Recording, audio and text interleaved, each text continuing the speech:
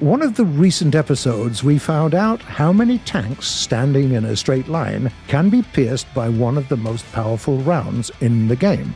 After that challenge, you asked us multiple times about the FAB 5000 bomb. What would be its maximum score? This question is very interesting but also quite tricky.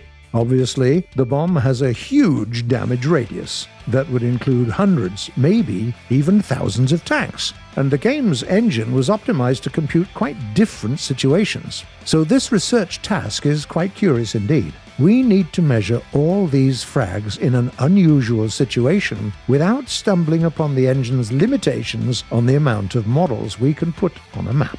Before we start the main measurements, we'll conduct a preliminary test. You'll see soon enough why we need it.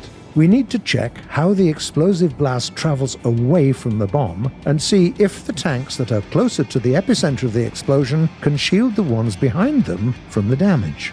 For that, we'll place some BT-5s in a form of a cross and drop the bomb right in its center. Now, what do we have? We've 22 tanks destroyed in each direction. Let's write this down and remove the damaged tanks from the map. If there is a screening effect in the game, then at least some of the machines will now get damaged from a bomb dropped in the same spot, since they don't have anything to cover them from the explosion. Second blast, and nothing. All the tech is undamaged. Okay, now we know that we don't have to account for the screening effect during the main tests. Actually, it would be a thing on more protected tanks, but not in this case. Time to move to the main series of tests and find out that answer.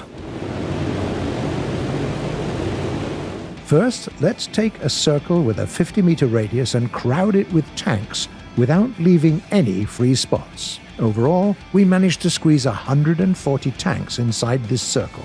Dropping a bomb? Well, of course, they're all destroyed. Okay, let's widen the ring up to a radius of 55 meters and remove the machines that were already on the map during this first explosion. That way, we only have an outer ring left. We can do that because we already know that the bomb will destroy those tanks, and we have to also make sure that the tanks closest to the epicenter of the explosion don't protect those standing further from it. Now, we can safely remove them and make some calculating room for the game's engine. Second explosion.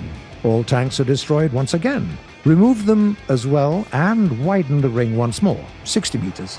65, 70, and so on to 100 meters, and the ring now consists of more than 280 tanks.